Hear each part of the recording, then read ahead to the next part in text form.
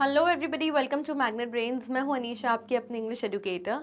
और आज हम स्टार्ट करने वाले हैं क्लास 6 की जो आपकी इंग्लिश बुक है, दैट इज पूर्वी बुक। उसका फर्स्ट यूनिट फेबल्स एंड फोकटेल्स का जो लेसन है, रामा टू द रेस्क्यू, उसके एनसीईआरटी सॉल्यूशंस का पार्ट 3 आज हम कंटिन्यू करेंगे। यानी इससे पहले जो आपके एनसीईआरटी सॉल्यूशंस थे उसका पार्ट 1 का वीडियो एंड पार्ट 2 का वीडियो मैं ऑलरेडी रेडी करके आपको दे चुकी हूँ। एंड आज कंटिन्यूएशन में जो last and the third part है आपका एनसीईआरटी सॉल्यूशंस का, वो आज हम स्टार्ट करने वाले हैं। हमने एनसीईआरटी सॉल्यूशंस को 3 पार्ट्स में इसलिए डिवाइड कर दिया था because it was quite a lengthy topic and उसके बाद it would have been gone too far, मतलब काफ़ी 3 घंटे का चले जाता, तो इसलिए हमने उसको 3 पार्ट्स में डिवाइड कर दिया to make it easier for our students. Okay, and ये स्टार्ट करने से पहले एक छोटा सा पीस ऑफ इन्फॉर्मेशन कि मैग्नेट ब्रेन्स एक ऐसा प्लेटफॉर्म है जहाँ पर क्वालिटी एजुकेशन बिल्कुल फ्री ऑफ कॉस्ट हम आपके घर तक पहुँचा रहे हैं, जहाँ पर आपको हमारे सभी टॉप कोर्सेज, साथ में उनके ई नोट्स हो गए, ई बुक्स हो गए, ये सब कुछ अवेलेबल मिलेगा। ई नोट्स एंड ई बुक्स की जो लिंक्स हैं आपको हमारे डिस्क्रिप्शन बॉक्स में मिल जाएंगी, तो बिल्कुल भी देखना मत भूलिएगा। एंड इसी के साथ चलिए स्टार्ट करते हैं NCERT solutions part 3। Okay, let's read this question. Study the following sentences from the story and complete the table. अब यहाँ पर कुछ सेंटेंसेस गिवन है, ये सेंटेंसेस आपकी स्टोरी में से ही हैं, आपको उनको ध्यान से पढ़ना है, समझना है। ओके, एंड उसके बाद इसके बाद एक टेबल आएगा और वो आपको टेबल इन सेंटेंसेस के बेसिस पर ही कंप्लीट करना है। Okay, one example has been done for you. एक एग्जाम्पल टेबल में जो अभी आगे आएगा वो आपके लिए ऑलरेडी इन्होंने दिया हुआ है। I would better listen closely. I would better listen closely मतलब बढ़िया बात होगी कि मैं और क्लोजली यानी और ध्यानपूर्वक और केयरफुली जाके सुनूं। तो ये बात किसने बोली थी? ये बात हस्बैंड वाइफ आपस में जब बात कर रहे थे तब उन्होंने ही कही थी कि मैं क्लोजली सुनता हूँ कि किस चीज़ की आवाज़ आ रही है हमारे घर में। Next, when he is in the house, I'll call out softly to him. जब वो घर में होगा तब मैं सॉफ्टली उसको बुलाऊंगी। तो ये बात किसने बोली थी? हस्बैंड की जो वाइफ थी, बेसिकली जो वाइफ थी उसने ये बात बोली थी कि भाई जब अगर हमारा फ्यूचर सन घर में होगा तो मैं उसको सॉफ्टली धीरे से बुलाऊंगी, रामा रामा करके। Okay, then I call out very loudly. And then जब उसका हस्बैंड कहता है कि जब वो बाहर होगा, स्ट्रीट पे, सड़क पे होगा, तब कैसे बुलाओगी? तो वो कहती है then I call out very loudly, तब मैं बहुत ज़्यादा लाउडली, बहुत ज़्यादा ज़ोर से बुलाऊंगी। तो ये हमने सेंटेंसेस पढ़ लिए। अब let's see our table.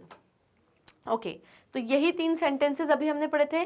I would better listen closely, when he is in the house I call out softly to him, then I call out very loudly. यही तीनों सेंटेंसेस अभी हमने पढ़े थे। ओके, तो ये 3 सेंटेंसेस थे। अब यहाँ पर टेबल में हर सेंटेंस का जो क्वेश्चन है वो पूछा जा रहा है। I would better listen closely, how does he listen? He यानी बात हो रही है यहाँ पे मैन की, हस्बैंड की बात हो रही है कि वो कैसे सुनेगा। तो आंसर क्या है? क्लोजली। भाई वो कैसे आवाज़ सुनेगा उस चोर की, उस थीफ की? तो वो क्लोजली सुनेगा। तो कीवर्ड क्या है यहाँ पे? क्लोजली। नेक्स्ट बोला था when he is in the house I call out softly to him. जब वो घर में होगा तो मैं उसको सॉफ्टली यानी बहुत धीरे से बुलाऊंगी। How does she call out? वो कैसे बुलाएगी? She will call out softly. So what word will come here? The word which will come here is softly. वो सॉफ्टली यानी बहुत धीरे से बुलाएगी। Then I call out very loudly, फिर मैं बहुत जोर से बुलाऊंगी। How does she call out? अब वो कैसे बुलाएगी? अब इस सेंटेंस में वो कैसे बुला रही है? लाउडली बुला रही है यानी बहुत जोर से। तो जो सही वर्ड होगा वो क्या होगा? लाउडली, यानी जो वर्ड आंसर होगा वो क्या होगा?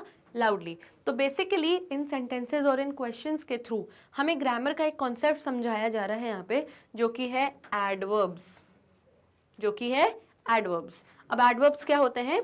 Words that give more information about the verb such as how, when, where, etc. are called adverbs. जो verbs, जो शब्द verb के बारे में और एक्स्ट्रा इंफॉर्मेशन देते हैं उन्हें हम एडवर्ब्स कहते हैं। बेसिकली वर्ब क्या हो रहा है? वर्ब का मतलब क्या होता है? क्रिया। वर्ब का मतलब क्या होता है? क्रिया। जब आप कोई वर्ब कर रहे हो, कोई काम कर रहे हो, कोई क्रिया कर रहे हो, बेसिकली यस, तो वर्ब मीन्स काम, कोई क्रिया।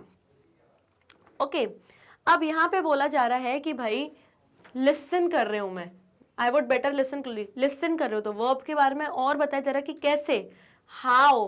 क्वेश्चन क्या पूछा जा रहा है? हाउ। आप लिसन कैसे कर रहे हो? तो आप क्लोजली लिसन कर रहे हो। फिर उसके बाद When he is in the house, I call out softly to him. अब वर्ब क्या है यहाँ पे, आप किसी को कॉल कर रहे हो, क्रिया यानी काम क्या कर रहे हो, किसी को कॉल आउट करने का, तो ये आपका वर्ब हो गया। वर्ब के बारे में पूछा अगेन जा रहा है, हाउ, कैसे बुलाओगे, सॉफ्टली, तो सॉफ्टली आपका एडवर्ब है। Again, then I will call out very loudly, फिर मैं और लाउडली बुलाऊंगा। तो अब यहाँ पर भी आपका वर्ब, क्रिया क्या है, काम क्या है, किसी को कॉल करने का, किसी को बुलाने का, तो कॉल आपकी क्या है, वर्ब है, क्रिया है, ये आप काम कर रहे हो। कैसे, क्वेश्चन क्या पूछा जा रहा है, हाउ, कैसे बुलाओगे, तो लाउडली, तो लाउडली आपका हो गया एडवर्ब। तो वर्ब के बारे में, जो भी सेंटेंस में वर्ब हो रहा है, जो भी काम हो रहा है, इसके बारे में और एक्स्ट्रा इन्फॉर्मेशन जब हमें मिलती है तो उसे, उन वर्ड्स को हम एडवर्ब्स कहते हैं। बेसिकली हाउ, व्हेन, वेयर, इस तरीके के क्वेश्चंस आप वर्ब से पूछेंगे, यानी वर्ब वाले वर्ड से आप पूछेंगे, तो जो आपको आंसर मिलेगा वो आपका एडवर्ब होगा। फॉर एग्जाम्पल, अभी तक हमने हाउ से रिलेटेड सब क्वेश्चंस देख लिए। अगर मैं बोलूँ I will reach tomorrow, I will reach tomorrow, मैं कल पहुंचूंगी। वर्ब क्या है, रीच, पहुंचने का, आप कुछ काम कर रहे हो, कहीं पर आप पहुंचने का, रीच होने का काम कर रहे हो, तो मेरा वर्ब क्या हो गया, मेरा वर्ब हो गया reach. Okay, when you will reach, अगर मैं क्वेश्चन ये व्हेन वाला पूछूं कि व्हेन यू विल रीच, तो आंसर क्या आएगा, टुमारो, क्योंकि सेंटेंस क्या था, आई विल रीच टुमारो, तो when you will reach tomorrow, तो ये जो वर्ड है टुमारो, ये मेरा क्या होगा, ये होगा मेरा एडवर्ब, क्योंकि इस वर्ड से मुझे और इंफॉर्मेशन मिली है वर्ब के बारे में। ओके, तो इस तरीके से इस कॉन्सेप्ट को एडवर्ब कहा जाता है। अभी आपको थोड़ा सा इंट्रोडक्शन दिया जाएगा एडवर्ब के बारे में, ग्रामर के सेशंस में आपको और डिटेल में एडवर्ब बताया जाएगा, एक्सरसाइजेस सॉल्व करवाई जाएंगी कि what adverb is all about. Okay, तो आंसर यहाँ पे क्लियरली है, यहाँ पे सॉफ्टली, लाउडली और क्लोजली तीनों क्या आते हैं, एडवर्ब से, ये हमने लिख दिए थे यहाँ पे। Next, fill in the blanks with suitable adverbs from the box given below. There are 2 extra words that you do not need. अब यहाँ पर आपको एक बॉक्स गिवन है, इस बॉक्स में जितने भी वर्ड्स हैं वो सब क्या हैं, वो एडवर्ब्स हैं, और यहाँ पर कुछ सेंटेंसेस गिवन है, आपको सेंटेंस पढ़ के सही एडवर्ब चूज करके ब्लैंक्स को फिल करना है। और यहाँ पे 2 एक्स्ट्रा वर्ड्स गिवन है, 2 वर्ड्स एक्स्ट्रा गिवन है, ऐसे ही बच्चों को कंफ्यूज करने के लिए, तो आपको उन वर्ड्स को छोड़ देना, you don't have to do anything with those 2 words. Okay, सबसे पहले वर्ड्स पढ़ते हैं। वार्मली, वार्मली का बेसिकली मतलब ये होता है, कोई गेस्ट हमारे घर आता है, कोई मेहमान हमारे घर आता है, तो हम उनको वेलकम करते हैं, आइए आइए अंदर आइए, प्लीज़ कुछ खाइए। तो जब आप उनको वेलकम करते हो तो आप उनको वार्मली ट्रीट कर रहे हो। वार्मली का मतलब गर्म नहीं होता, वार्मली का मतलब यहाँ पर है कि बहुत अच्छी तरीके से आप गेस्ट की आओ भगत कर रहे हो। वार्मली यानी बहुत अपनेपन से उनको ट्रीट कर रहे हो, तो that means warmly. For example, yesterday my aunt came to my house and I treated her warmly. कल मेरे घर आंट आई थी और मैंने उनको वार्मली ट्रीट किया, यानी बहुत अपनेपन से ट्रीट किया, बहुत आवभगत करी, so that is warmly. Next, gracefully. Gracefully, जब कोई चीज़ में ग्रेस है, something is very poised. Basically dance की जब बात होती है ना, तो हम क्या बोलते हैं, the performance is very graceful, you have danced gracefully, कि तुमने कैसे डांस किया, ग्रेसफुली, यानी बहुत नज़ाकत से, बहुत अच्छा। तो बेसिकली कोई डांस फॉर्म, कोई सिंगिंग, किसी की आवाज़ में ग्रेस होता है, किसी के डांस में ग्रेस होता है, that is gracefully. Smoothly, smoothly यानी बहुत आराम से, बिना कोई प्रॉब्लम के, बिना कोई दिक्कत के। I completed my homework smoothly, मैंने अपना होमवर्क स्मूथली फटाफट कंप्लीट कर लिया, आराम से हो गया, कोई प्रॉब्लम, कोई डाउट बीच में आया ही नहीं। ब्यूटिफुली यानी बहुत सुंदर तरीके से। फनीली यानी मजाकिया तरीके से, फनी वर्ड से फनीली आता है, यानी बहुत मजाकिया तरीके से, उसे हम कहते हैं फनीली। क्विकली यानी जल्दी से, फटाफट। हरीडली यानी कि जल्दी करो, अपन बोलते ना, हम लोग कैसे बोलते हैं, hurry up children, you getting late, यानी जल्दी करो, बहुत लेट हो रहा है। तो हरीडली यानी फटाफट, जल्दी जल्दी, हरीडली एग्जाम में लिखते हो फटाफट, दैट इज हरीडली। ओके, ये सारे आपके एडवर्ब्स हैं। Now let's read the sentences.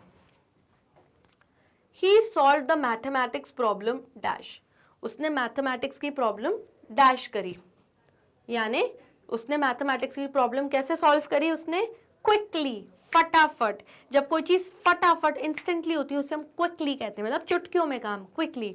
तो मैथ्स की प्रॉब्लम उसने क्विकली सॉल्व करी, सो the right word is, the right adverb is quickly. तो क्विकली हमने कैंसिल कर दिया। अब अगर यहाँ पे हम क्वेश्चन पूछे यहाँ पे वर्ब क्या है? सॉल्व। आपका वर्ब क्या है? सॉल्व। क्रिया क्या हो रही है? सॉल्व करना। तो वर्ब है आपका सॉल्व। तो how did he solve the problem? Quickly. तो यहाँ पे क्वेश्चन हमने क्या पूछा? हाउ। तो आंसर अपने आप क्विकली मिलेगा हमें। Next, the car moved dash along the highway. जो कार थी वो कैसे मूव हो रही थी? डैश तरीके से हाईवे पर। तो हाईवे पर कार कैसे चल रही थी? स्मूथली। ना कोई धचका आया, ना कोई ब्रेकर आया, ना कोई बम्प्स आए, स्मूथली जो थी कार मूव करी। तो car moved smoothly, right word है स्मूथली। अब यहाँ पर क्रिया क्या है? यहाँ पे मूव होना, कोई कार का जो मूव होने की बात हो रही है, ये आपका वर्ब है। तो अगर मैं क्वेश्चन पूछूं how did the car moved smoothly, तो अगेन स्मूथली हमारा एडवर्ब। क्वेश्चन क्या पूछा? How. Next, the musician played the guitar dash. जो म्यूजिशियन था, गाना बजाने वाला बंदा था, उसने गिटार कैसे प्ले किया था? उसने गिटार बहुत ब्यूटीफुली प्ले किया था, बहुत सुंदर तरीके से प्ले किया था। तो ब्यूटीफुली आपका सही एडवर्ब होगा यहाँ पे। तो म्यूजिशियन प्लेड, तो प्ले करना, कोई चीज बजाना, यहाँ पे वर्ब है। तो how did he played? Beautifully. Again यहाँ पे क्या क्वेश्चन पूछा? हाउ। तो आपको एडवर्ब अपने आप आंसर मिल गया, ब्यूटीफुली। आप अगर देखेंगे जिन वर्ड्स के लास्ट में ly है, मोस्टली वो वाले वर्ड्स एडवर्ब जरूर होते हैं। ओके, नेक्स्ट, शोभा डांस्ड डैश। शोभा ने कैसा डांस किया? मैंने आपको बताया था डांस के कॉन्टेक्स्ट में हम जो वर्ड यूज करते हैं वो ग्रेसफुली होता है। तो शोभा डांस्ड ग्रेसफुली, तो ग्रेसफुली आपका राइट एडवर्ब है। अब डांस करना ही क्रिया है, यहाँ पर डांस करना कोई वर्ब है। तो how did Shobha danced? Gracefully. Again यहाँ भी आपने हाउ क्वेश्चन पूछा था, एंड लास्ट में ly है, तो एडवर्ब आपका मिल गया आपको। ly वाले words usually adverbs of manner होते हैं। Okay, next, Rohit left the house dash. Rohit ने घर छोड़ा डैश।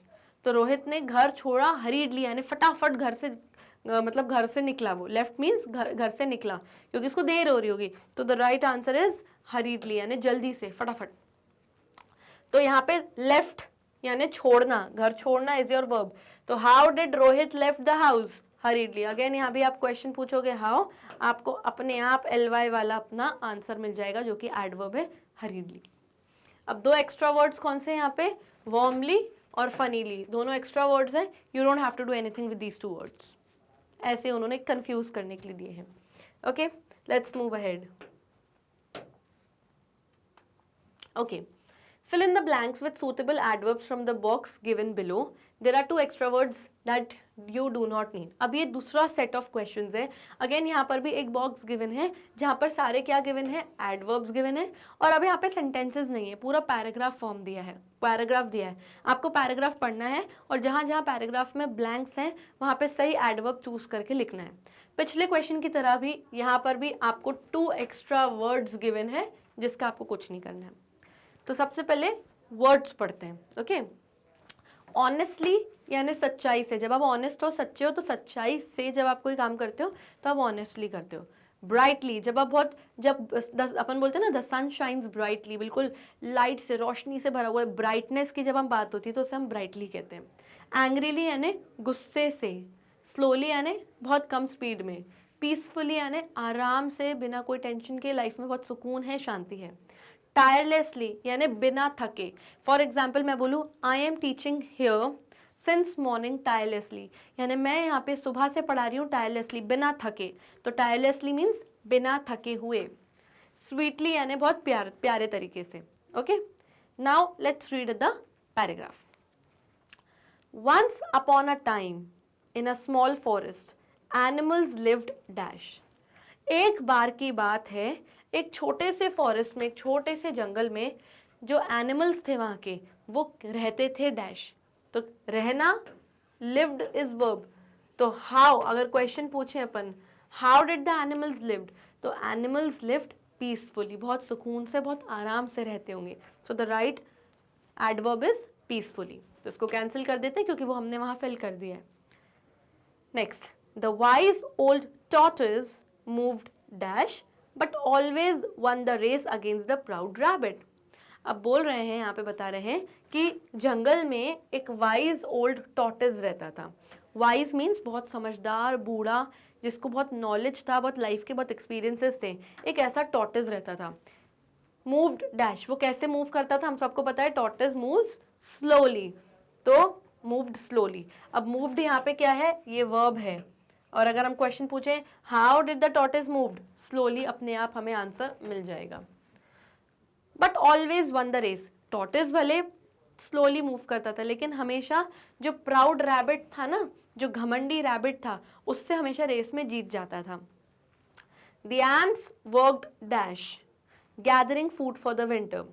उस जंगल में जो एंट्स थी, जो चींटियां थी, वो वर्क करती थी, काम करती थी, कैसे, टायरलेसली, यानी बिना थके बेचारियां कंटिन्यूसली काम करती थी, gathering food for the winter, यानी आने वाले विंटर सीजन के लिए पहले से ही खाना गैदर करके, इकट्ठा करके रख लेती थी। सो the right word is tirelessly. अगर आप ध्यान देंगे तो जो एंट्स होती हैं, जो चींटियां होती हैं, उनकी हमेशा से लाइन चलती हुई आपको दिखती है, तो वो छोटा छोटा तिनका तिनका, कभी शुगर का छोटा सा पीस अपने मुंह में लेके रखती जाती है, इकट्ठा करती जाती है। क्यों? क्योंकि विंटर सीजन में बहुत ठंड होती है, वो बाहर नहीं निकलती, वो अंदर मिट्टी में ही रहती हैं, और अपने उसी खाने को जो उन्होंने कलेक्ट किया हुआ रहता है, गैदर किया हुआ रहता है, पूरे सीजन को यूज़ करती हैं विंटर्स में। तो वो बिना थके अपना काम कंटिन्यूसली करती जाती हैं और बहुत मेहनत करती हैं, बहुत हार्ड वर्क करती हैं, तो इसीलिए हमने यूज़ किया है word tirelessly. Okay, the kind hearted lion ruled the jungle. अब जो लायन की बात हो रही है, जो कि जंगल का राजा होता है, उसके बारे में बता रहे हैं कि जो लायन था बहुत काइंड हार्टेड था। कैसा था? काइंड हार्टेड, यानी बहुत साफ दिल का, अच्छे दिल का लायन था। रूल्ड द जंगल, वो जंगल को रूल करता था। डैश, कैसे रूल करता था? ऑब्वियसली वो ऑनेस्टली, बहुत सच्चाई से रूल करता था जंगल को, तो honestly is the right word, क्योंकि लायन क्या है, is the king of the jungle, राजा है वो, तो इसलिए बहुत ऑनेस्टली वो क्या करता था, जंगल को रूल करता था। Giving everyone a chance to speak, और सारे ही दूसरे जो एनिमल्स होते थे सबको इक्वल चांस देता था कि आप बोलो और अपनी अपनी प्रॉब्लम्स बताओ। तो बहुत honestly the lion used to rule the jungle. The birds sang dash, making everyone in the forest happy. जो birds थी, जो पक्षी थे, जो चिड़ियाँ थी वहाँ की, वो कैसे sang करती थी, कैसे गाना गाती थी? Sweetly, बहुत प्यारे तरीके से गाना गाती थी। Sweetly, making everyone in the forest happy. और इससे फॉरेस्ट में वो सबको क्या करती थी? हैप्पी कर देती थी, खुश कर देती थी, इतना प्यारा मीठा मीठा गाना गा के, तो स्वीटली गाती थी। तो जो दो एक्स्ट्रा वर्ड्स हैं वो है ब्राइटली और एंग्रीली, इसका हमें कुछ नहीं करना। ओके, तो यहाँ पे वर्कड क्या था? वर्कड आपका वर्ब था। How did the ants worked? Tirelessly. उसके बाद जो यहाँ पे है the kind hearted lion ruled the jungle, तो रूल्ड क्या है यहाँ पे? रूल करना यानी राज करना, ये आपका वर्ब है। तो कैसे रूल किया उसने? ऑनेस्टली। उसके बाद द बर्ड्स सैंग, अब यहाँ पे बर्ड्स क्या सैंग, क्या कर रही हैं, क्या कार्य कर रही हैं? क्रिया क्या है? सैंग, यानी गाना गाने का। How did they सैंग? स्वीटली। तो वर्ब के बारे में जब आपको और एक्स्ट्रा इन्फॉर्मेशन मिलती है, और वो कैसे मिलेगी? हाउ, व्हेन, वेयर, क्वेश्चंस पूछ के वर्ब से अपने आप आपको एडवर्ब आपका मिल जाएगा answer. Okay, next question, study the following sentences from the story and choose the correct option. अब यहाँ पे कुछ सेंटेंसेस हैं, आपकी स्टोरी के ही रिलेटेड सेंटेंसेस हैं, आपको उसको अच्छे से पढ़ना है, एंड देन उसके बाद कुछ क्वेश्चंस गिवन है, यहाँ पर नीचे कुछ ब्लैंक्स गिवन है, वहाँ पर आपको सही ऑप्शन चूज करना है। अगर आप देखेंगे हर ब्लैंक के लिए 2 ऑप्शंस गिवन है, तो ये पढ़ के सेंटेंसेस पढ़ो एंड 2 ऑप्शंस में से सही ऑप्शन यहाँ पे चूज करके फिल करो। Okay, oh what a hard day it has been, तो ये कौन बोलता है? ये मैन, यानी जो हस्बैंड होता है वो कहता है oh what a hard day it has been, यानी दिन कितना हार्ड था, बहुत मेहनत कराने वाला दिन था। Ah at last they stop their chatter, ये कौन बोलता है? ये थीफ बोलता है कि ओह फाइनली इन हस्बैंड वाइफ ने अपनी चैटर, अपनी बकबक बंद कर दी, अब मैं अपना काम कर सकता हूँ चोरी करने का। व्हाट शुड वी डू, ये कौन बोलता है? ये वाइफ बोलती है कि अब हम क्या करें, घर में कोई चोर आ गया है। What should we name our child, ये भी वाइफ बोलती है, वो बोलती है कि हमारा जो फ्यूचर चाइल्ड, फ्यूचर में होने वाला जो बेबी होगा उसका हम क्या नाम रखेंगे। ओके, अब बोल रहे हैं ए नंबर सेंटेंस से बोल रहे हैं कि जो सेंटेंस 1 है, यानी ये वाले सेंटेंस की बात हो रही है, जो सेंटेंस 1 है expresses a feeling of dash, sentence 1 कैसी फीलिंग एक्सप्रेस कर रहा है? टायर्डनेस की, थकावट की, या जॉय यानी बहुत खुशी की। तो सेंटेंस 1 में ये कहा था हस्बैंड ने कि what a hard day it has been, कि कितना थका हुआ मेहनत से भरा दिन था। यानी जाहिर सी बात है जब थक हार के इंसान रात को घर आता है तब ये बोलता है। तो दैट मीन्स फर्स्ट सेंटेंस में कैसी फीलिंग बताई गई है, टायर्डनेस की यानी थकावट की। ओके तो यहाँ पे आएगा आपका टायर्डनेस। ओके नेक्स्ट सेंटेंस 2 यानी इस सेंटेंस की बात हो रही है कि जो आपका सेंटेंस 2 है, expresses a feeling of dash. Sentence 2 में कैसी फीलिंग एक्सप्रेस हो रही है, वंडर की या रिलीफ की। वंडर की यानी जब आप वंडर करते हो, अच्छा ऐसा होता है, जब आप थोड़ा सा कोई ऐसी चीज़ जानते हो जिसमें आप थोड़ा सा सरप्राइज भी फील करते हो, ओह अच्छा ऐसा होता है, सरप्राइज की फीलिंग। और रिलीफ मतलब हाँ फाइनली सुकून है अब, that is the feeling of relief. तो सेकेंड सेंटेंस में जो आपका थीफ था वो कहता है कि at least they stop the chatter, कि चलो भाई फाइनली इन लोगों ने अपनी चैटर, अपनी बग बंद करी, अभी सोएंगे और मैं अपनी चोरी स्टार्ट करूंगा। तो उसको there is a feeling of relief. So sentence 2 expresses a feeling of relief. So the right answer is relief. यहाँ पे वो कुछ वंडर नहीं कर रहा है। Okay sentences 3 and 4। अब इस यहाँ पर सेंटेंस 3 एंड 4 की यानी इन दोनों सेंटेंसेस की साथ में बात हो रही है कि जो सेंटेंसेस 3 एंड 4 है, आस्क डैश। जो सेंटेंसेस 3 एंड 4 है वो हमसे क्या पूछ रहे हैं, आंसर्स पूछ रहे हैं कि क्वेश्चंस पूछ रहे हैं। जाहिर सी बात है वहाँ पे क्वेश्चन पूछा जा रहा है, व्हाट शुड वी डू, हम क्या करें, और वहाँ पे क्वेश्चन मार्क लगा भी हुआ है। फोर्थ सेंटेंस में what should we name our child, हम अपने बच्चे का क्या नाम रखें। अगेन ये भी कोई हमसे क्वेश्चन पूछ रहा है, सवाल है और वहाँ पे क्वेश्चन मार्क लगा भी हुआ है। तो सेंटेंसेस 3 एंड 4 आस्क क्वेश्चंस, हम लोगों से क्वेश्चन पूछते हैं, आंसर हम देते हैं। तो they are asking questions. So यहाँ पे राइट आंसर जो फिल होगा वो होगा questions. Okay so these are your right answers. और ये आंसर्स है, टायर्डनेस, रिलीफ, क्वेश्चंस, क्वेश्चंस, चारों ही ब्लैंक्स के आंसर्स हैं। ओके नेक्स्ट लेटर्स लर्न पे अब हम आ गए हैं, लेटर्स लर्न स्टार्ट करते हैं। Punctuate the following sentences and write whether they are exclamatory और interrogative sentences.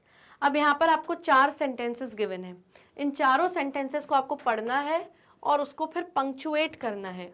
Now what do you mean by punctuate, punctuate करना यानी जब आप पंक्चुएशंस लगाते हो, पंक्चुएशन मार्क्स होते हैं, जैसे कि सेंटेंस खत्म हो जाता है तो क्या लगता है, फुल स्टॉप, तो ये एक पंक्चुएशन मार्क है।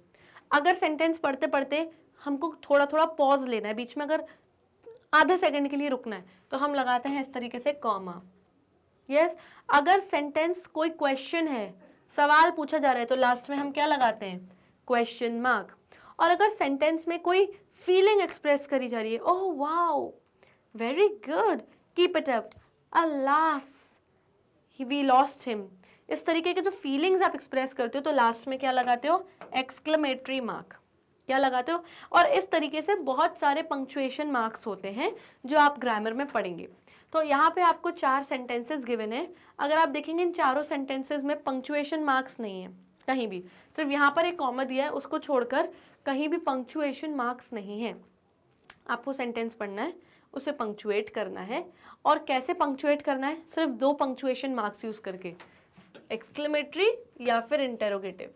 यानी आपको सेंटेंस पढ़ना है और बताना है कि वो सेंटेंस एक्सक्लेमेटरी है क्या, कोई बहुत स्ट्रॉन्ग फीलिंग एक्सप्रेस करी गई है। अगर वो एक्सक्लेमेटरी सेंटेंस है तो आपको सही जगह पर एक्सक्लेमेशन मार्क लगाना है।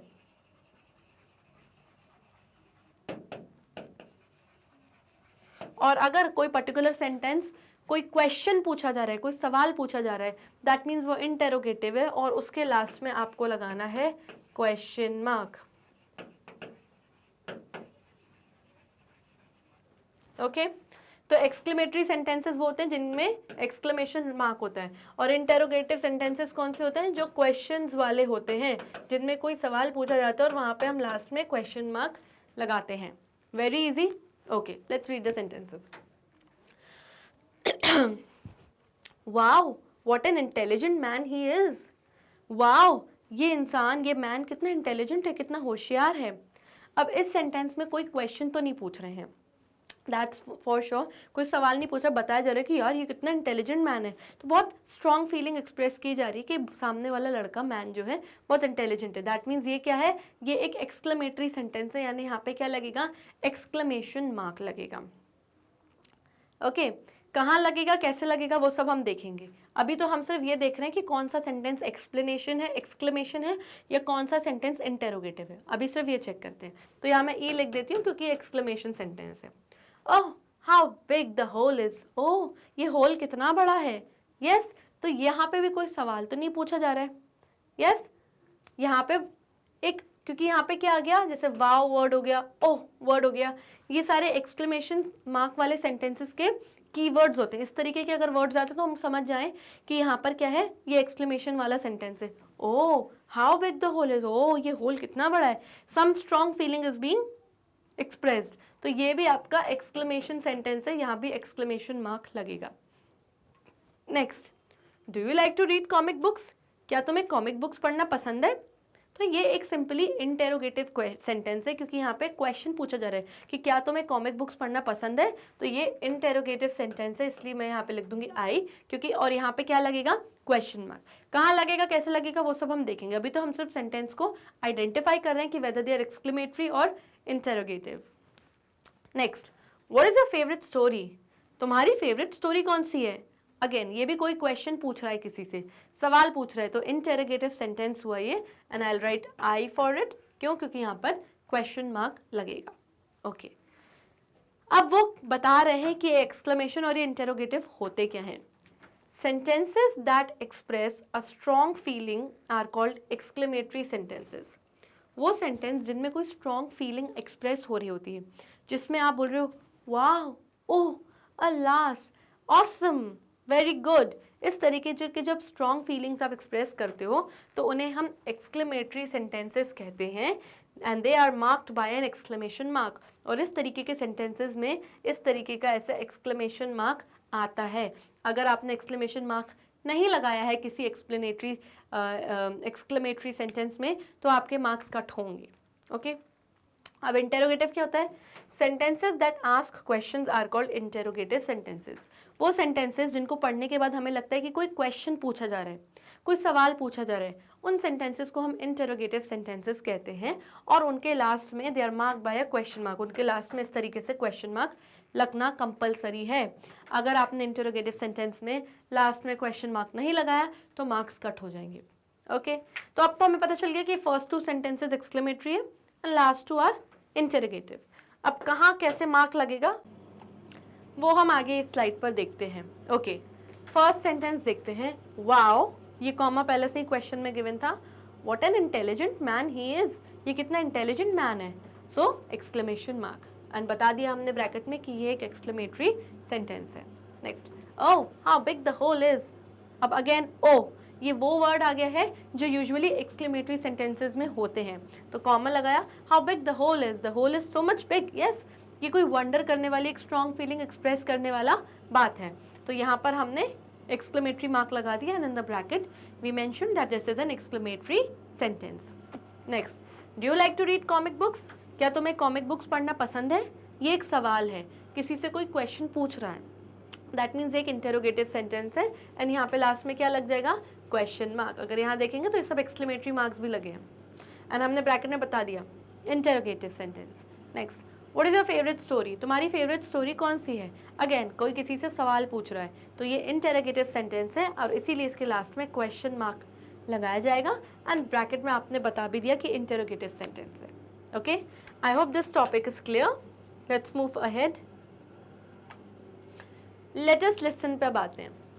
You will listen to a security guard making an announcement to the people in the neighborhood.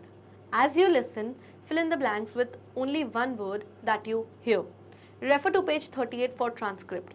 अब यहाँ पर क्वेश्चन में पूछा जा रहा है कि अब आप सुनेंगे कि कैसे एक सिक्योरिटी गार्ड अनाउंसमेंट करता है, यानी जब एक सिक्योरिटी गार्ड ऐसे रात में घूमता है या फिर नेबरहुड में अड़ोस पड़ोस के जो जितने भी लोग हैं वहाँ रहते हैं, वहाँ पे एक अनाउंसमेंट करता है। यहाँ लिखा है कि आप सुनेंगे, लेकिन आप सुनेंगे नहीं, बेसिकली आप रीड करेंगे, आप पढ़ेंगे। और ये आपको अनाउंसमेंट कहाँ से मिलेगी? मिलेगी आपकी बुक के पेज नंबर 38 पर, जहाँ पर ट्रांसक्रिप्ट गिवन है, दिया हुआ है Rama to the rescue lesson का। तो यहाँ पर क्या होगा, अब आप पढ़ेंगे एक ऐसा पैराग्राफ जिसमें आपको ये पता चलेगा कि कैसे एक सिक्योरिटी गार्ड जो होता है वो अनाउंसमेंट्स करता है, बोलता है कुछ नेबरहुड के लोगों को, यानी पड़ोस के लोगों को, आसपास के लोगों को। जब आप ये पूरा पढ़ेंगे, जब आपको पूरा समझ में आएगा, तो इसके बाद कुछ फिल इन द ब्लैंक्स आएंगे, आपको सही वर्ड वहाँ पर ब्लैंक में फिल करना है, यहीं से ही चूज करके। ठीक, अब रामा टू द रेस्क्यू का ये ट्रांसक्रिप्ट है, रीड करते हैं। ट्रांसक्रिप्ट में एक बार फिर से बता दूं क्या होता है। पूर्वी बुक की जो आपकी जो बुक है, इसमें हर लेसन, हर पोएम का एक ट्रांसक्रिप्ट गिवन है, यानी चैप्टर और पोएम के लास्ट में बिल्कुल एक अलग से पैराग्राफ गिवन है। उसमें ये रिटन पीस ऑफ इन्फॉर्मेशन है कि आगे क्या हुआ होगा पोएम में, या लेसन में आगे क्या हुआ होगा, या कोई कैसे क्या बोलता होगा। चैप्टर से रिलेटेड जो भी कुछ मैटर है वो अलग से ट्रांसक्रिप्ट में गिवन रहता है, आपको ये पढ़ना रहता है, देन उससे रिलेटेड कुछ एक्सरसाइजेज होती हैं वो सॉल्व करनी रहती हैं। Okay, let's read this transcript. Attention all, there are reports of robbery in our locality. Please be alert and listen to the instructions carefully. Lock all doors and windows at night, and also when you leave the house. Children, you must inform any suspicious activity to adults immediately. तो यहाँ पर एक security guard एक announcement दे रहा है, यानी नारा लगा रहा है और कह रहा है अटेंशन ऑल, सभी लोग सावधान हो जाइए, ऐसी रिपोर्ट आ रही है, कई इस तरीके की खबरें आ रही हैं रॉबरी की, चोरी की। और ये कहाँ की चोरियाँ हैं? इन आर लोकेलिटी, हमारी ही लोकेलिटी में से बहुत चोरी की खबरें आ रही हैं। तो आप लोग प्लीज़ अलर्ट हो जाइए, यानी बहुत चौकन्ने हो जाइए, और अब जो मैं इंस्ट्रक्शंस देने वाला हूँ उसको ध्यानपूर्वक सुनिए। सभी लोग अपने घर के दरवाजे और खिड़कियां रात में अच्छी तरीके से लॉक कर लें, और तब भी जब whenever you leave the house, जब भी आप घर से कहीं बाहर जा रहे हैं तो खिड़की दरवाजे अच्छे से लॉक करके जाइए। और जितने सभी बच्चे हैं हमारी लोकेलिटी के, अगर आप कोई भी सस्पिशियस एक्टिविटी देखते हो, अगर आप कोई भी ऐसी चीज़ होते हुए देखते हो कि जो बहुत अजीब है, जो यूजुअली होती नहीं है, अलग से लग रहा है कि अरे आज ये इंसान क्यों आ गया हमारी लोकेलिटी में, अरे ये किसी बच्चे को क्यों उठा के ले जा रहा है, ये तो उसका कोई रिलेटिव या मम्मी पापा तो है ही नहीं। अगर आप इस तरीके की बच्चों कोई भी एक्टिविटी होते हुए देखो तो तुरंत इमिडिएटली बड़ों को, अडल्ट को आप इन्फॉर्म करिए, उनको सूचना दीजिए। Do not talk with strangers और get anything from them. Strangers से यानी उन बहरूपियों से, उन लोगों से जिनको आप जानते नहीं हो, उनसे बिल्कुल बात मत करिए और उनसे कुछ भी मत लीजिए। अगर वो आपको कोई टॉफ़ी, चॉकलेट, चिप्स देते हैं तो उनसे बिल्कुल मत लीजिए। रिपोर्ट एनीथिंग अनयूजुअल, कोई भी अनयूजुअल चीज़ होते हुए अगर आप देख रहे हो, कोई ऐसी चीज़ जो रेगुलरली तो आपने कभी ऐसी देखी ही नहीं है, कोई भी अजीब अनयूजुअल चीज़ आप होते हुए देख लियो तो तुरंत उसके बारे में रिपोर्ट करो, यानी बड़ों को, पुलिस को, जो भी आपको दिखे उसको खबर करो। Always remember that safety is important. हमेशा याद रखिए कि अपनी सुरक्षा, अपनी सेफ्टी बहुत इम्पॉर्टेंट है, बहुत ज़रूरी है। Dial 100 in case of emergency, और अगर आपको लगता है कोई इमरजेंसी है, कोई ऐसी सिचुएशन आ गई है कि अब तो पुलिस ही बुलानी पड़ेगी, तो उस केस में 100 डायल करो, अपने फ़ोन पे 100 डायल करो तो पुलिस को कॉल लग जाएगा, तो पुलिस आपकी हेल्प के लिए आ जाएगी। ओके, तो ये इस चैप्टर का ट्रांसक्रिप्ट है। अब आगे हम देखते हैं ये पैराग्राफ, यहाँ पे कुछ ब्लैंक्स हैं, रीड करना है इस पैराग्राफ को और इन ब्लैंक्स को फिल करना है। जो वर्ड्स होंगे वो इसी पैराग्राफ में से ही आपको निकाल के चूज करके फिल करना है। Okay okay, the security guard announced that dash has been happening in that area. तो सिक्योरिटी गार्ड ने ये अनाउंस किया, ये ऐलान किया कि डैश हो रही है उस एरिया में। क्या हो रही है? चोरियां, यानी कि क्या हो रही है? रॉबरी हो रही है। यस, तो we will fill the word robbery. Next, he advised everyone to stay safe and the kids to tell the dash as soon as they find anything different. तो he यानी कौन?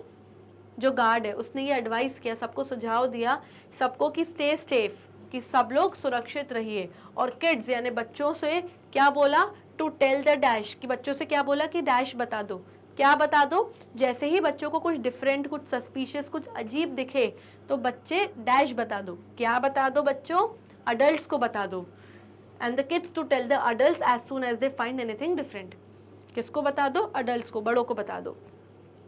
दे should not forget that dash is the main thing, कोई भी ये ना भूले, वो लोग ये ना भूले कि डैश सबसे मेन थिंग है, सेफ्टी सबसे मेन थिंग है। तो हमारी सुरक्षा, हमारी सेफ्टी ही सबसे मेन थिंग है। He asked them to call dash when they need immediate help. और उसने सबको क्या बोला कि अगर आपको कोई immediate help, कोई इमरजेंसी में कोई हेल्प चाहिए, कोई मदद चाहिए, तो you should to call dash, किस पे कॉल करो, 100 पे। तो to call 100 when they need immediate help. I guess it was very easy, आराम से सबको आ गया होगा। एंड इस तरीके से आप ट्रांसक्रिप्ट पढ़ के उसके वर्ड्स चूज करके सही जगह पे फिल कर सकते हैं। Okay okay, let us speak पे आ जाते हैं अब हम। Listen to your teacher, pronounce the contractions and repeat after your teacher. Okay, अब पार्ट 2 का जो एनसीईआरटी सॉल्यूशंस पार्ट 2 था रामा टू द रेस्क्यू का, उसमें हमने कॉन्ट्रैक्शंस एंड एक्सपैंडेड फॉर्म्स करे थे। कॉन्ट्रैक्शंस हमने करे थे। What are contractions? Contractions are short forms. Contractions यानी कुछ वर्ड्स होते हैं जिनको आप शॉर्ट फॉर्म में लिखते हो तो उन्हें हम कॉन्ट्रैक्टेड फॉर्म कहते हैं या शॉर्ट फॉर्म्स कहते हैं उनका। और इन्हीं का जो उसी वर्ड का अगर आप फुल फॉर्म लिखोगे तो उसको आप कहते हैं एक्सपैंडेड फॉर्म,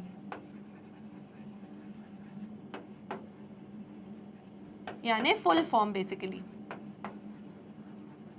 ओके, तो कॉन्ट्रैक्शंस यानी शॉर्ट फॉर्म और एक्सपैंडेड फॉर्म यानी उन्हीं का फुल फॉर्म। तो यहाँ पर आपको कुछ शॉर्ट फॉर्म्स यानी कुछ कॉन्ट्रैक्शंस गिवन है, यहाँ पर आपको सुनना है जब आपकी टीचर बोलेंगी और अपनी टीचर के बाद रिपीट करना है। तो यहाँ पर मैं बोलूँगी और मेरे साथ साथ आप भी अपने घर पर बैठ के या जहाँ पर भी आप बैठ के देख रहे हैं रिपीट करिएगा।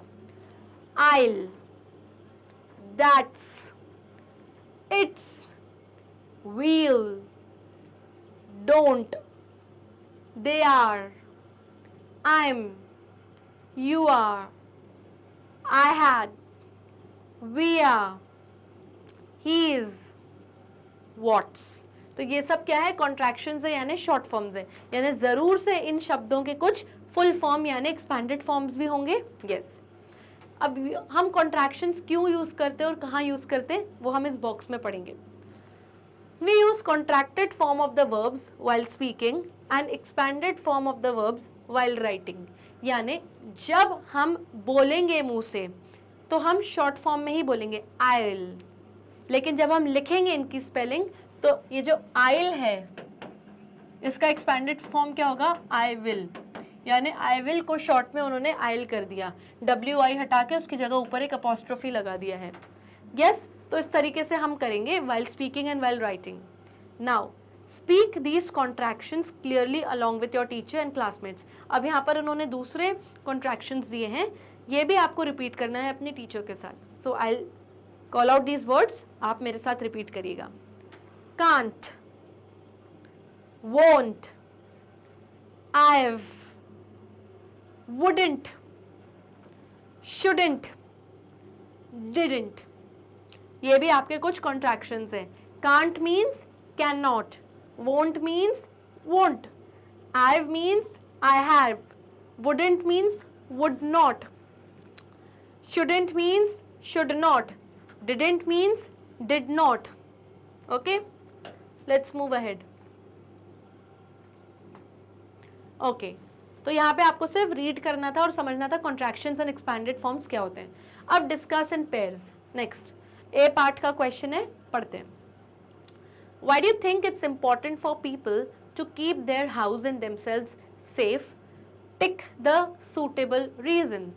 अब आपको ये बात क्यों लगती है, क्यों इम्पोर्टेंट लगती है कि लोगों को अपने घर और अपनी खुद को सेफ रखना, खुद की सेफ्टी रखना बहुत ज़रूरी है? आपको ऐसा क्यों लगता है?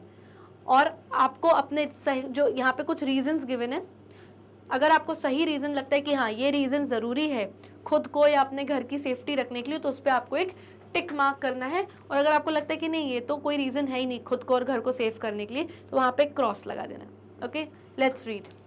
To be safe from injury, injury यानी चोट लगने से बचने के लिए आपको अपनी सेफ्टी रखना इंपॉर्टेंट है, यस, तो you will put a tick mark.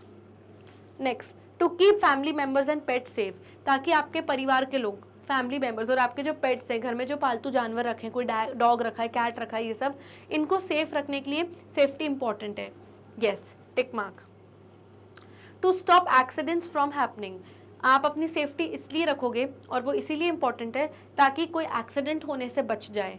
Helmet क्यों पहनोगे? ताकि एक्सीडेंट ना हो, गिर जाओगे तो एटलीस्ट हेड पे, ब्रेन पे कोई चोट ना लगे, यस, तो this is tick, right. To make sure they visit the doctor regularly, आप सेफ्टी इसीलिए रखते हो ताकि आप मेक श्योर करो, कोशिश करो कि आप डॉक्टर के पास रेगुलरली हर दिन जाओ, कुछ ना कुछ तो प्रॉब्लम आपकी बॉडी में, आपके शरीर में निकले, ताकि आप डॉक्टर के पास हर रोज़ जाओ। भाई डॉक्टर के पास हर रोज़ किसको जाना अच्छा लगता है? हम यही सोचते हैं कि डॉक्टर के पास तो कभी ना जाना पड़े, हॉस्पिटल में तो कभी ना एडमिट होना पड़े, यस। तो सेफ्टी क्या इसीलिए इंपॉर्टेंट है ताकि आप मेक श्योर करो कि आप डॉक्टर के पास रेगुलरली विजिट कर रहे हो। नहीं भाई हमें नहीं जाना डॉक्टर के पास, cross, this is wrong. To stop robbery, आप अपनी सेफ्टी रखना इसलिए इंपॉर्टेंट है आपके लिए ताकि आप रॉबरी होने से, चोरी होने से रोक पाओ अपने घर पे, तो yes, this is tick, correct. To pay the electricity bill, आप अपनी सेफ्टी इसीलिए रख रहे हो ताकि आप घर का इलेक्ट्रिसिटी बिल यानी बिजली का जो बिल है वो पे कर पाओ। अब बिजली का बिल तो सबको ही पे करना है, चाहे आप सेफ हो या नहीं हो, घर में चोरी भी हो जाएगी तो भी महीने के एंड में आपको इलेक्ट्रिसिटी बिल पे करना है। तो सेफ्टी रखना इसीलिए इंपॉर्टेंट नहीं कि आप इलेक्ट्रिसिटी बिल पे करो, तो this is not the reason, यहाँ क्रॉस आएगा। नेक्स्ट, टू सेव मनी, अपने पैसों को सेव रखने के लिए। अब यहाँ पे दो वर्ड्स हैं, एक आता है सेफ और एक होता है सेव। सेफ रखना मतलब सुरक्षित रखना, सेफ रखना यानी अपने पैसों की, अपनी सामानों को, सबको सुरक्षित रखना, बचा के रखना। अगर यहाँ पे वर्ड होता safe, to keep money safe, to safe money, अपने पैसों को सेफ रखने के लिए यानी सुरक्षित रखने के लिए, तो हम डेफिनेटली इस सेंटेंस में टिक कर लेते। लेकिन यहाँ पर है सेव, सेव करना यानी जब आप कोई चीज़ सेव कर रहे हो, इकट्ठा कर रहे हो, बचत करके रख रहे हो किसी चीज़ की, तो सेव करना है ना इकट्ठा करके रखना, अपने पैसे जोड़ के रख रहे हो। तो अपने पैसे जोड़ के रखने के लिए आपको सेफ्टी की ज़रूरत नहीं है, आपको अपने पैसे सेफ रखने के लिए सेफ्टी की ज़रूरत है। तो यहाँ पर हम क्रॉस लगाएंगे, सिर्फ एक लेटर, सेफ का एफ और सेफ का वी, सिर्फ एक एक लेटर की डिफरेंस पर देखिए वर्ड्स में कितना मीनिंग्स में कितना चेंज है। तो ये सब छोटी छोटी चीज़ें हमको ध्यान रखनी है। Okay, next question, now use the given hints to share your reasons in complete sentences with your teacher and classmates. अब क्या है, यहाँ पर कुछ सेंटेंसेस गिवन है और लास्ट में बिकॉज, एज, इज करके उन्होंने छोड़ दिया है। सेंटेंस पढ़ के आगे क्या रीज़न होगा, आगे उसकी क्या वजह होगी, वो आपको बतानी है और अपने टीचर एंड क्लासमेट्स के साथ शेयर करना है। सेंटेंस की स्टार्टिंग उन्होंने आपको दे दी है। I think it's important because, क्यों इम्पॉर्टेंट है? To be safe from injury, to keep family members and pet safe, to stop accidents from happening, ये रीजंस देने हैं आपको। I feel it's necessary as to make sure to stop robbery, इस तरीके से आप कर सकते हैं। The reason we need to look at safety is, यानी बेसिकली जिन जिन पॉइंट्स पे हमने अभी टिक मार्क लगाया है उन पॉइंट्स को आपको उसका रीजन बना के करना है। उन्होंने बस स्टार्टिंग की हिंट दे दी है कि हिंट आप यूज करो। ओके, तो आंसर है reasons for the importance of safety. I think it's important because being safe from injury ensures that no one gets hurt and can live a healthy life. तो मुझे लगता है कि important है, क्यों? क्योंकि अगर आप सेफ हैं तो आप इंजरी से यानी चोट लगने से बच जाते हैं और आपको कभी हर्ट नहीं होता, कोई चोट वोट नहीं लगती और आप एक हेल्दी लाइफ जीते हैं यानी एक स्वस्थ जीवन जीते हैं। I feel it's necessary as keeping family members and pets safe is a priority for everyone. मुझे लगता है कि अपने फैमिली मेम्बर्स को, अपने पेट्स, अपने पालतू जानवरों को सेफ रखना प्रायोरिटी है हमारे लिए, सभी के लिए प्रायोरिटी है। प्रायोरिटी यानी हर इंसान की लाइफ में एक लिस्ट होती है कि सबसे पहले मुझे जॉब करना है, फिर मुझे शादी करनी है, फिर मुझे अपने बिजनेस को बढ़ाना है, इस तरीके से पहले मैं ये करूँगा, ये करूँगा, ये करूँगा। तो जो सबसे टॉप पे होता है, जो सबसे प्रायोरिटी होती है, जो सबसे चीज़ टॉप पे रखते हो ना आप अपनी लाइफ में, उसे हम प्रायोरिटी कहते हैं। तो अपनी फैमिली और अपने पेट्स की जो सेफ्टी है वो सबसे प्रायोरिटी पे होनी चाहिए, बाकी सब चीज़ें लाइफ में बाद में आती हैं। The reason we need to look at safety is to stop accidents from happening which can cause harm and inconvenience. जो रीज़न है जिसकी वजह से हमें सेफ्टी या सुरक्षित रहना है कि आप एक्सीडेंट्स होने से स्टॉप कर पाओ, कि एक्सीडेंट्स ना हो। और इन एक्सीडेंट से क्या होता है, आपको हार्म हो सकता है, तकलीफ हो सकती है, इनकन्वीनियंस यानी परेशानी फेस करनी पड़ सकती है। तो ये सब से आपको बचने के लिए आपको सेफ्टी बहुत इंपॉर्टेंट है। It's also essential because preventing robbery protects our valuable possessions and keeps us feeling secure. ये essential यानी ये बहुत important क्यों है सेफ्टी रखना? Because preventing robbery, अगर रॉबरी होने से आप प्रिवेंट कर रहे हो, अपने घर पे चोरी होने से आप बचा रहे हो, तो इससे क्या प्रोटेक्ट होंगे, इससे क्या बचेंगे? आर वैल्यूएबल पोजेशंस, वो सारी पोजेशंस, वो सारी चीज़ें जो वैल्यूएबल है, कीमती है, महंगी है और जो आपकी है, उन सबको आप बचा पाओगे और इससे आप सिक्योर भी फील कर पाओगे, यानी आपको सुरक्षित फील होगा। एडिशनली यानी साथ ही साथ safety measures can help us save money, इससे हम अपने पैसों को भी सेव कर सकते हैं, बचा सकते हैं bye avoiding medical bills and repair cost from accidents.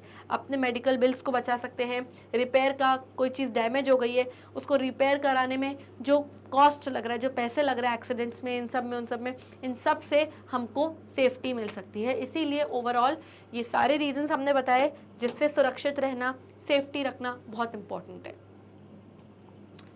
Next, use the given hints to share 3 ideas on how people can keep their houses and themselves safe. Share your classmates, share with your classmates and teachers. अब ये जो कुछ hints given है, ये hints को आपको use करना है और 3 आइडियाज़ बताने हैं, बेसिकली 3 आइडियाज़ या 3 रीजंस बताने हैं जिससे आप अपने घरों को एंड देमसेल्व्स यानी खुद को सेफ रख पाओगे। और फिर अपने इन आइडियाज़ को आपको अपनी क्लासमेट्स के साथ और अपने टीचर्स के साथ शेयर करना है। हिंट दे दिए यानी स्टार्टिंग उन्होंने दे दी कि स्टार्टिंग इस तरीके से आप करेंगे। I think they should and then आगे जो भी reason, I suppose they could and then आगे reason, they must, they should, how about, it might be better to and then आगे रीजंस हम अब देखते हैं। Okay, ideas on how to keep houses and themselves safe. अब यहाँ पे कुछ हम आइडियाज बताने वाले हैं कि कैसे आप खुद को एंड खुद के घरों को सेफ रखेंगे। उन्होंने तो कहा था 3 आइडियाज बताओ, बट मैंने आपको 4-5 दे दिए कि एक ओपन एंडेड आंसर दे दिया कि जिसको जो पॉइंट लगे वो आप पिक करके अपना आंसर फ्रेम कर सकते हो। तो you can use all these ideas. I have given more than 3 ideas. I think they should install security cameras and alarm systems to stop burglars and monitor their property. तो मुझे ऐसा लगता है कि सबको एक क्या इंस्टॉल कर देना चाहिए, क्या फिक्स कर देना चाहिए? Security cameras. हर जगह अगर सिक्योरिटी कैमरास रहेंगे तो लोगों को डर रहेगा और कोई चोरी नहीं करेगा। और अलार्म सिस्टम्स रखें कि अगर कोई आया है किसी सेफ या किसी तिजोरी के पास तो अलार्म बज जाएगा। इस तरीके की चीज़ें होना बहुत इंपॉर्टेंट है, इससे हम बर्गलर्स को स्टॉप कर सकते हैं। बर्गलर्स कौन? थीव्स, जो चोर होते हैं, जो रॉबर्स होते हैं, उनको हम बर्गलर्स कहते हैं। एंड मॉनिटर देयर प्रॉपर्टी, और इंसान अपनी प्रॉपर्टी, अपनी जगह को मॉनिटर कर सकता है यानी ध्यान दे सकता है ये सारी चीज़ें लगा के। I suppose they could keep their doors and windows locked specially when they are not at home. तो जब लोग घर पर नहीं है तो अपने खिड़की दरवाजे अच्छे से लॉक करके जाएं, मेक श्योर करें कि अच्छे वाले लॉक सिस्टम्स हो ताकि बर्गलर्स या फिर जो थीव्स हैं, जो रॉबर्स हैं, वो घर में एंटर ना कर पाएँ। They must create an emergency plan for situations like fires, ensuring everyone knows what to do. चोरी होने का हमें वेट नहीं करना है कि जब चोरी होगी तो ऐसा करेंगे। हम पहले से ही एक सिक्योरिटी प्लान बना सकते हैं कि अगर इस तरीके की कोई सिचुएशन आ जाती है लाइफ में या कभी कोई इमरजेंसी आ जाती है तो पहले से ही अगर या फायर लग जाती है घर में या कोई भी इमरजेंसी सिचुएशन आ जाती है, उसके लिए पहले से ही एक प्लान बना के रख लो और मेक श्योर कि एवरीवन नोज इट। आप कोशिश करिए कि वो प्लान के बारे में घर के हर एक मेंबर को पता हो ताकि अगर इस तरीके की सिचुएशन आती है तो लोगों को पता रहे कि हमें क्या करना है, क्योंकि ये चीज़ पहले से ही आप लोगों के बीच में डिस्कस हो चुकी है।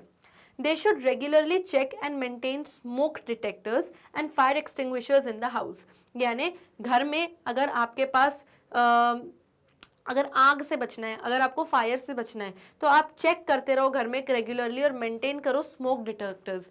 यानी घर में अगर आपकी प्रॉपर्टी या आपका कोई होटल है जहाँ पे स्मोक है, बहुत धुआं हो गया, तो डिटेक्टर्स हो जाएंगे और उनमें से अलार्म बजेगा उन डिवाइसेस में से कि बहुत ज़्यादा इस जगह पर स्मोक हो गई है। और आप घर में ज़रूर से फायर एक्सटिंग्विशर्स रखिए। फायर एक्सटिंग्विशर वो होता है इस तरीके का रेड कलर का, क्या बोलते हैं, ऐसा होता है और उसमें इस तरीके से ब्लैक कलर का वो निकला रहता है हैंडल होता है, आप इसको प्रेस करते हो तो उसमें से स्मोक निकलती है जिससे आग बुझ जाती है। तो ये फायर एक्सटिंग्विशर्स होता है, छोटा सा लेके आप अपने किचन के किसी कॉर्नर में रखिए, ये बहुत काम की चीज़ है।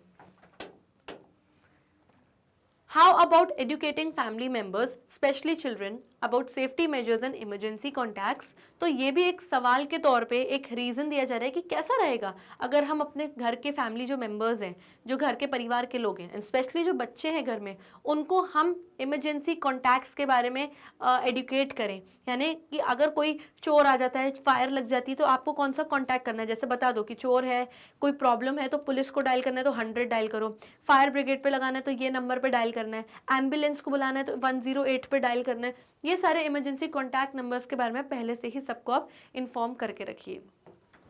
It might be better to keep a first aid kit and emergency supplies in an easily accessible place.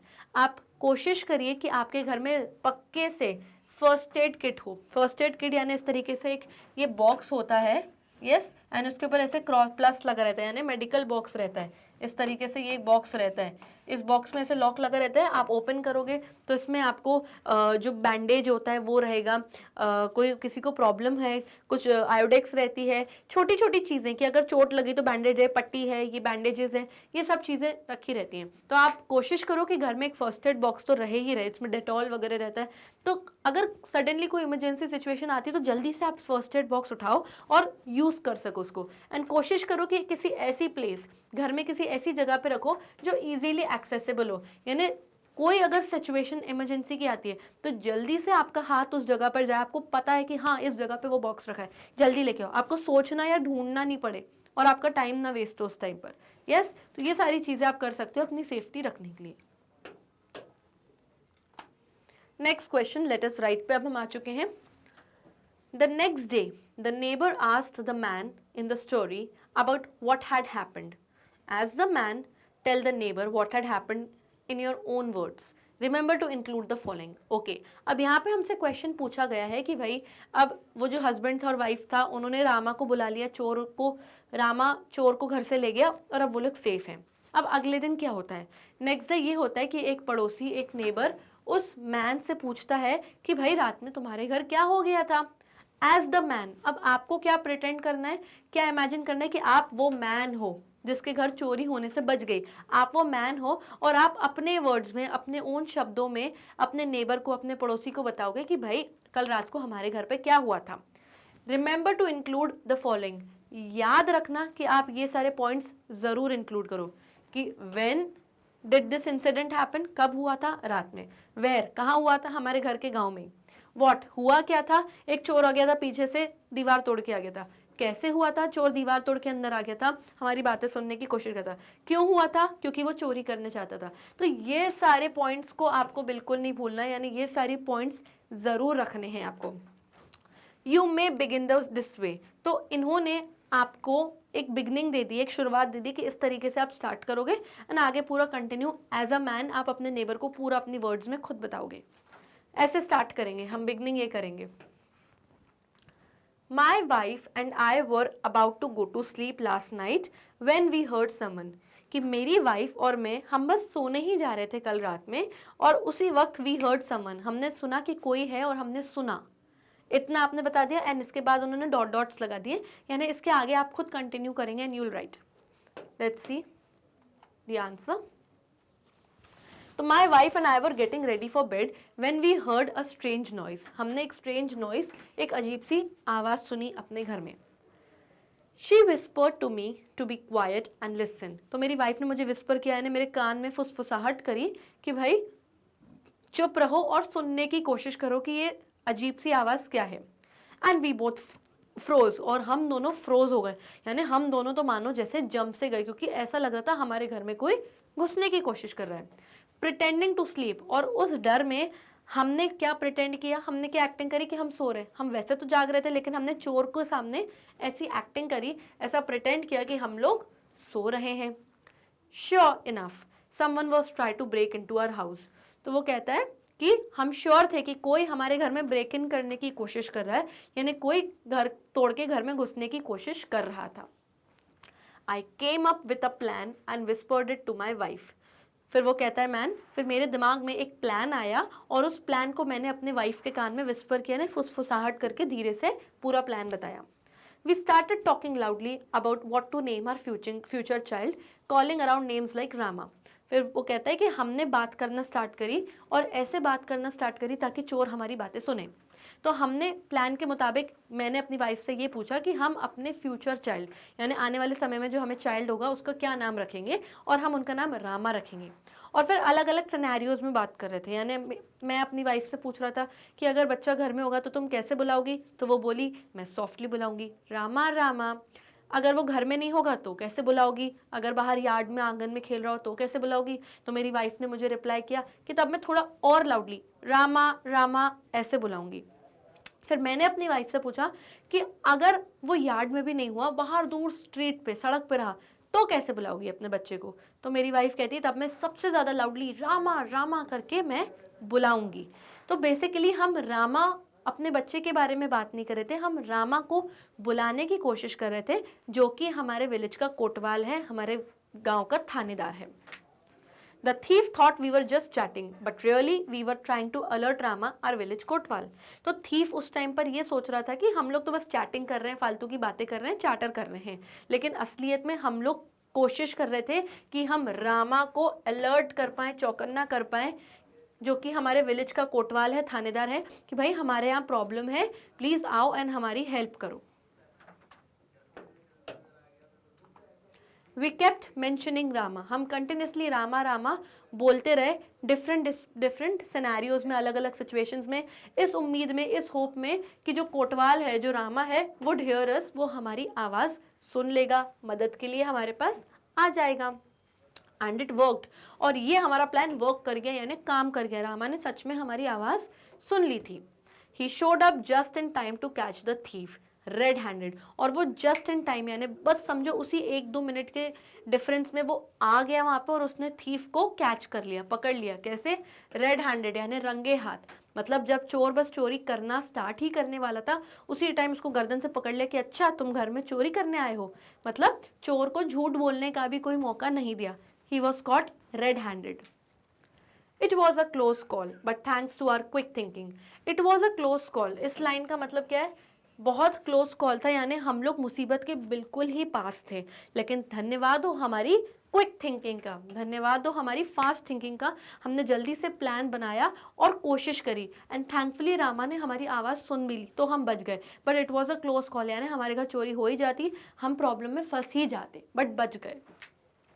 Are home and valuables are safe, हमारा घर और वैल्यूएबल्स यानी जितनी चीज़ें जो बहुत कीमती हैं, महंगी हैं, वो सब सेफ हैं, सुरक्षित हैं. My wife and I are still shaking our hands in disbelief, but we are also feeling proud of ourselves for outsmarting the thief. तो वो कह रहा है कि मेरी वाइफ और मैं तो अभी भी अपने हाथ मिला रहे हैं, हाथ शेक कर रहे हैं, इन डिसबिलीफ यानी हमें तो यकीन ही नहीं हो रहा कि कैसे हमारा प्लान काम कर गया और रामा ने आके हमारी जान बचा ली. पर साथ ही साथ हम दोनों वाइफ हस्बैंड अपने बारे में बहुत प्राउड फील कर रहे हैं, हमें बहुत गर्व महसूस हो रहा है खुद पर कि हमने उस थीफ को, उस चोर को आउटस्मार्ट कर दिया, यानी अपनी स्मार्टनेस यूज़ करके, अपनी क्लेवरनेस यूज़ करके हमने खुद की जान और अपने घर के सामानों को बचा लिया हमने. Okay, next question, let us explore. अब लेट अस एक्सप्लोर स्टार्ट करते हैं. Find out from your teacher और parents what would you do in the following situations. अब यहाँ पर आपको कुछ सिचुएशंस गिवन है, अब उन सिचुएशंस को आपको पढ़ना है और अपने टीचर्स एंड अपने पेरेंट्स से पूछना है कि अगर ऐसी सिचुएशन आती तो आप क्या करोगे, और फिर उसके बाद आप अपना आंसर लिखोगे. अगर आपको खुद से समझ में आता है कि मुझे क्या करना चाहिए सिचुएशन में, तो बिना पूछे भी आप अपना आंसर लिख सकते हो. Who will you call if you see fire. आप किसको बुलाएंगे अगर आप देखते हैं कि आपके घर में फायर लग गई है, तो जाहिर सी बात है हम फायर फाइटर्स को बुलाएंगे, वही हमारी मदद करेंगे. कॉल द फायर डिपार्टमेंट या फायर फाइटर्स, दोनों ही आंसर्स आप लिखेंगे तो एक ही बात है. Call the fire fighter department या फायर फाइटर्स.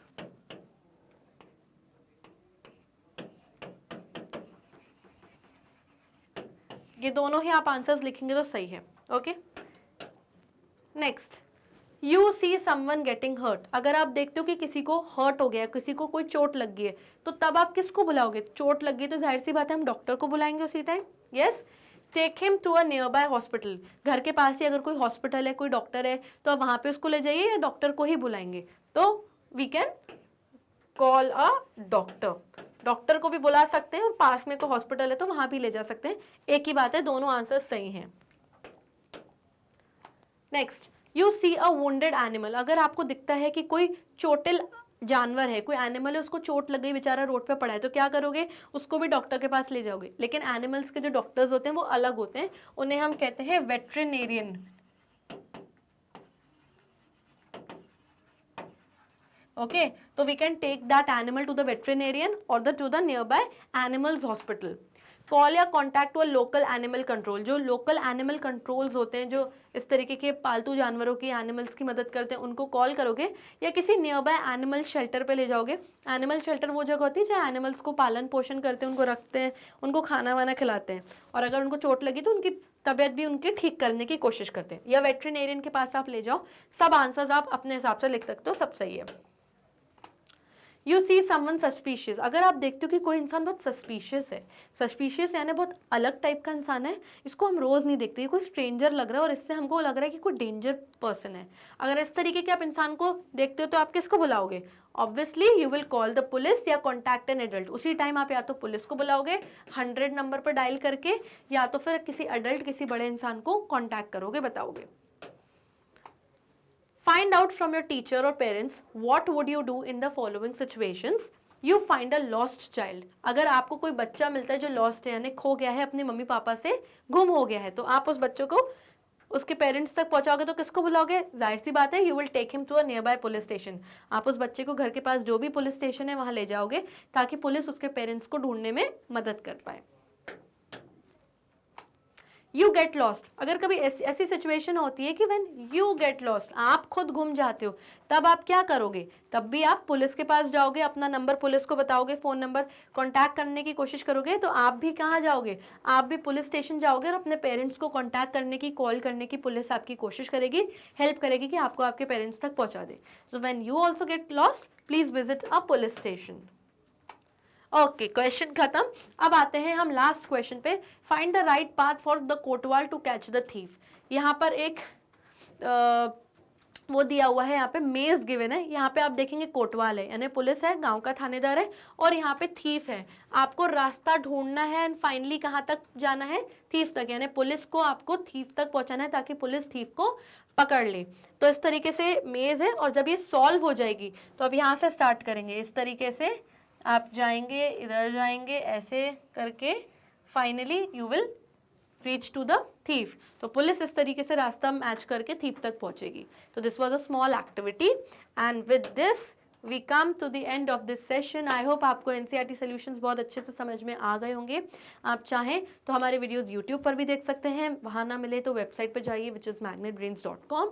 वहाँ पर आपको हमारे सभी top courses, e notes and e books मिल जाएंगे, जिनके लिंक्स आपको हमारे डिस्क्रिप्शन बॉक्स में मिल जाएंगे। तो हमारे NCERT solutions Rama to the rescue lesson के तीनों पार्ट्स में देखना आपको बिल्कुल नहीं भूलना है, पार्ट 1, 2 एंड 3। एंड इसी के साथ stay tuned, bye bye and take care.